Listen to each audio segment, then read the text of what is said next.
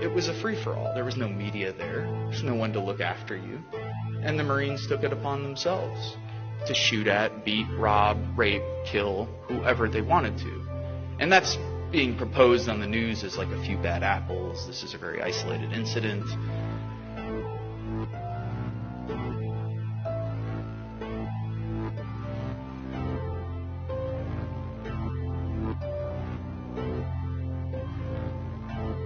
We pretend as though the military is like a jobs program. It's college benefits. You can learn job skills there. Trying to shift the way people have thought about the military. At essence, what the military is, of course, is an institution for death and destruction. So what you're taking is 17, 18, 19-year-old kids. You're putting them through 13 weeks of boot camp training. You're putting them through 8 weeks of school of infantry training. And after those 20 weeks of training, people are ready to kill. And you're ready to kill on command. And that's what you're meant to do. You're meant to be a mindless machine. You follow orders. That's what the military is all about. You don't think for yourself. You don't have agency. You're not a human being. You're a cog in a gigantic machine. And for those who have power and wealth, of course, you're just another number. And for the generals, you're just a body. That's what we used to refer to other Marines as bodies. Like, yeah, we need more bodies here. Get more bodies on the ground. Get more boots on the ground. You're not a person, you're a boot. Get more boots on the ground. And what's inherent to that training? Well, people in the Middle East are referred to as sand niggers, hajis, camel jockeys, towel heads, barbarians, terrorists, women, bitches, cunts. Women Marines referred to as WMs, walking mattresses. That's why 1 in 3 women who are coming back from military service are reporting military sexual trauma, because their fellow brothers are actually raping them while they're in the service. That's 1 in 3. It's not far removed from the 1 in 4 women in America who already report sexual trauma throughout their lives, or have experienced it at least once. So, again, firmly entrenched in the military culture and in the institution is patriarchy.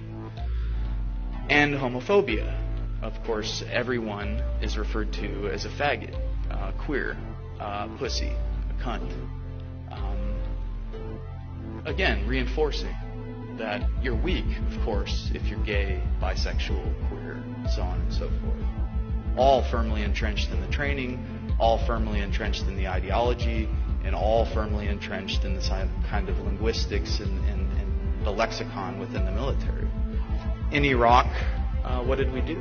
We went on house raids, patrolled, either waited to get blown up by IEDs or mortars, because tactically it's insane. Everybody knows that you cannot win a counterinsurgency war, whatever winning would be.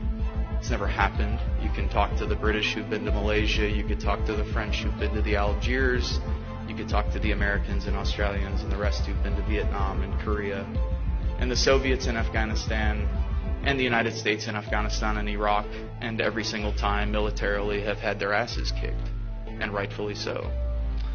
But have also caused tremendous amounts of death and destruction. 1 million Iraqis dead. 7 million Iraqis displaced within a country of 25 to 30 million people. An entire generation lost. People forget that when there's a war for 10 years, kids don't go to school. You don't develop. You drop depleted uranium-coated rounds that have a half-life of X amount of billion years, and so now you have birth defects in towns like Ramadi and Fallujah that are 500% what they were 10 years ago. We've absolutely devastated that country, the United States and the West. After 30 years of warfare, supporting both sides in the 8-year war with Iran and Iraq, the Gulf War, the sanctions throughout the 90s that Madeleine Albright and Bill Clinton said were worth it. 500,000 dead, women and children. Madeleine Albright on news, 10 o'clock news. Yeah, it's worth it. Absolutely. What was happening over there? We were killing people. We were killing innocent people. People were being taken captive.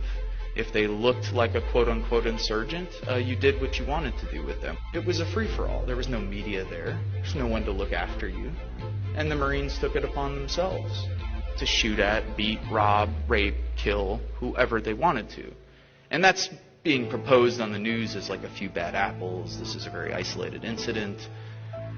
This, to me, is Western culture par excellence. This is exactly what this culture is built upon, and anyone, I think, who's telling anyone differently is absolutely insane, because we've robbed, beaten, raped, and tortured people from Vietnam to Southeast Asia to South America to Africa to the slaves that we brought over to the United States, and of course the indigenous people that we've genocidally murdered and displaced. We operate 900 to 1,000 military bases worldwide and have overthrown democratically elected governments from Libya to Iran to Chile, and right now as we speak, drones are killing civilians from Pakistan to Somalia, all in the name of American empire and all with American tax dollars.